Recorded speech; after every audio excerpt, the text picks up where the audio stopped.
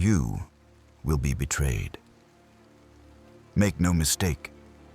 This is not a possibility, it is a certainty.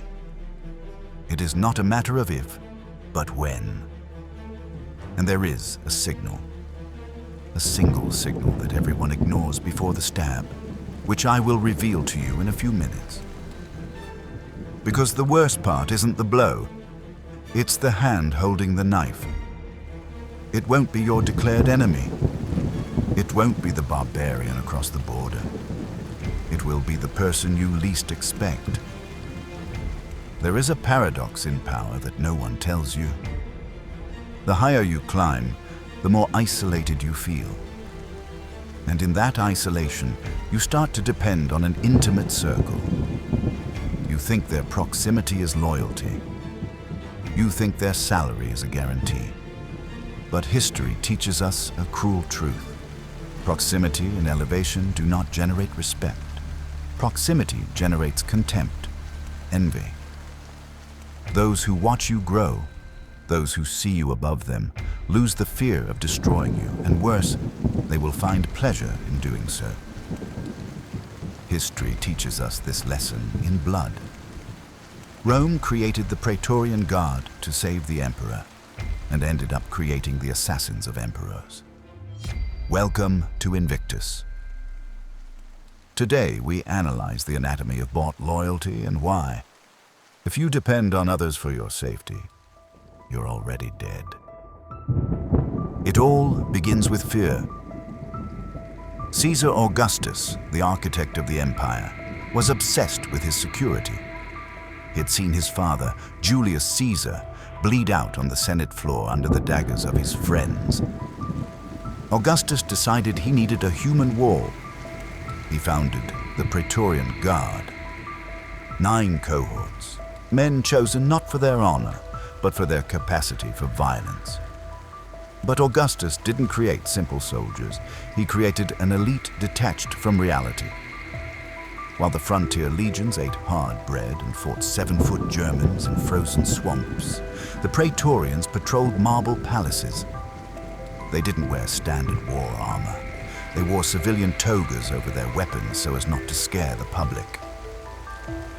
They were the original secret police. And here, Augustus made his first fatal mistake. He tried to buy their love. A normal legionary earned 225 denarii and died of cold in Germany. A Praetorian earned 750 denarii and slept in silk sheets in Rome. And that was just the base salary. Augustus reduced their service time from 20 years to 16. Upon retirement, a Praetorian received 5,000 denarii, the equivalent of a lifetime's wages for a normal worker. Augustus thought he was paying for a life insurance. In reality, he was funding the mafia that would extort his successors. He created an economic monster that, if left unfed, would devour its master. They received the donativum, legalized bribes, every time a new emperor took the throne. They became rich, arrogant, and politically conscious. Augustus forgot the golden rule. If you turn your guard dogs into princes, they will soon stop barking for you and start biting you to keep the house. The infection spread with Tiberius, the second emperor. A paranoid man who hated the public light. In his shadow grew the perfect traitor, Lucius alias Sejanus, the prefect of the guard. Sejanus understood that to control the emperor, he didn't need a sword. He needed to control his mind. Sejanus convinced Tiberius to concentrate the entire guard into a massive fortress, the Castra Praetoria. He said it was for efficiency. A lie. It was for intimidation. The army was now at the gates of the Senate. Tiberius committed the capital error we analyzed in our video. Never reveal your plans. Silence is your greatest weapon. You have the link in the description. He told Sejanus his fears. He confessed who he disliked. And Sejanus used that information to isolate him. he convinced Tiberius to flee to the island of Capri. And for years, Rome was not governed by Caesar, but by the head of his bodyguards. Sejanus purged the royal family, assassinated rivals, and accumulated absolute power. Sejanus's terror knew no bounds. Anyone who could threaten his position disappeared. But the fall of Sejanus is one of the most brutal stories of antiquity. When Tiberius finally woke up and sent a letter to the Senate denouncing his friend, the revenge was biblical. Sejanus was strangled and his body thrown down the Gemonian stairs, where the mob of Rome tore him apart for 3 days. But Roman cruelty didn't stop there. Sejanus's children were also condemned to death. The Praetorian Guard didn't just protect evil, it generated a vortex of depravity that stained everything it touched. The Guard had learned that the emperor was vulnerable. With Caligula, betrayal stopped being political and became personal.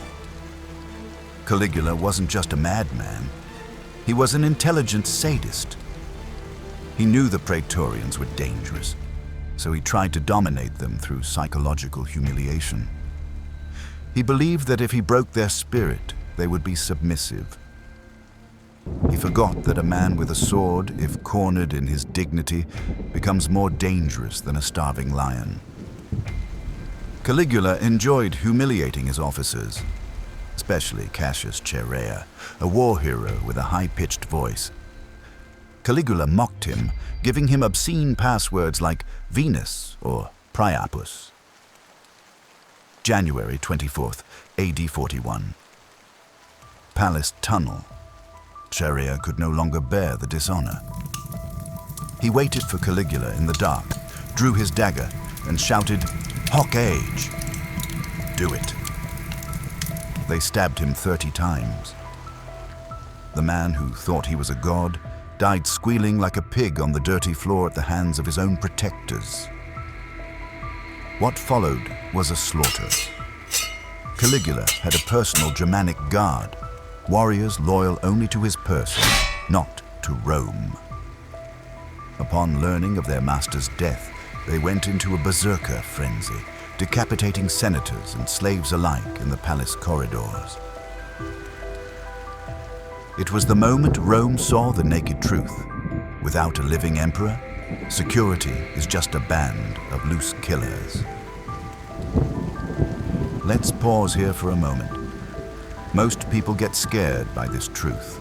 They close the video and return to their ignorance. If you are still here, it is because you have the stomach to digest reality. Don't leave your training incomplete.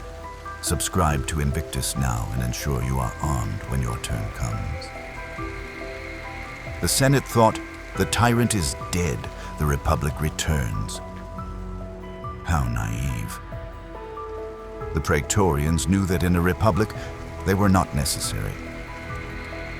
While looting the palace, they found Claudius, Caligula's foolish uncle, hiding behind a curtain. Instead of killing him, they hoisted him onto their shoulders and forcibly named him emperor. They forced the Senate to accept him. That day it became clear, in Rome, laws did not rule, swords did. Think about it for a second. Claudius didn't want to be emperor. The Senate didn't want him. The people didn't know him. The only voter was the Guard. Why? Because they needed a puppet to sign their checks. Claudius had to pay them 15,000 sesterces per man for their loyalty. It was the first ransom in history paid by a king to his own kidnappers just to be allowed to reign. The Praetorian Guard had ceased to be a military unit. It had become a parasite attached to the jugular of the empire. But total degradation arrived in the year 193. After assassinating Emperor Pertinax for trying to impose discipline, the Praetorians did the unthinkable. Pertinax was a brave man. He tried to stop the financial bleeding by banning the Guard's excessive luxuries. He lasted exactly 86 days. When the soldiers burst into his room, he didn't flee. He faced them and asked, "What honor is there in killing your ruler?" They answered by driving a spear into his chest. Morality was dead. Only greed remained. They climbed the walls and auctioned off the Roman Empire to the highest bidder. Whoever pays the most becomes Caesar. Didius Julianus, a rich and foolish senator, won the bid. He promised 25,000 sesterces to every soldier. He bought the throne. But as we explained in our video, become unbreakable. 4 laws, so nothing can destroy you. Bought power is an illusion. Julianus had no authority. He only had debts. The people spat on him. Historians recount that Julianus could not sleep. He spent his nights awake, wandering the empty palace, terrified. He knew that the moment his money ran out, the same men who lifted him onto the throne would take him down, piece by piece. His guards didn't salute him. They laughed in his face. He had bought the title of emperor, but lived like a prisoner on death row. The royal legions of the Danube, led by General Septimius Severus, marched on Rome to avenge the dishonor. The Praetorians, cowards in the face of real soldiers, betrayed Julianus and killed him. Severus set a trap for them. He told them, "Come to my camp unarmed, in gala dress, and I will pardon you." Greed blinded them. They went. Severus applied a masterclass in deception. He knew that if he besieged the guard, the fight would be bloody and would destroy Rome. He needed to draw them out of their lair. He appealed to their vanity. He made them believe they would be incorporated into his victorious army. The Praetorians, arrogant to the end, walked out in their finest tunics, without swords, expecting a reward. What they found was steel. Severus surrounded them with his legions. He didn't kill them, he humiliated them. He stripped them of their belts and insignia. He banished them. He showed them that money does not buy valor. Now look in the mirror. You also have a Praetorian Guard. These are the external things you trust to feel safe. We live surrounded by false protectors. Your position in the company, your follower count, the money in your account. You think they serve you. You think they give you power. But like the Praetorians, these things charge a donativum. They demand your time, your anxiety, your integrity. And the day you fail, the day you are vulnerable, they will not save you. They will betray you. The money will go. The followers will cancel you. The status will evaporate. If your security depends on the validation of others, on money or on status, you will be betrayed. The moment you are weak, those things will turn against you. Seneca, who lived in Nero's court and saw this rot up close, said it best. Fortune has no jurisdiction over character. If you build your empire on things that can be taken away, you are a slave waiting for execution. The only guard that never betrays is the discipline of your own mind. The only real security is the inner citadel of Stoicism. Be your own guardian. Do not rent out your peace of mind.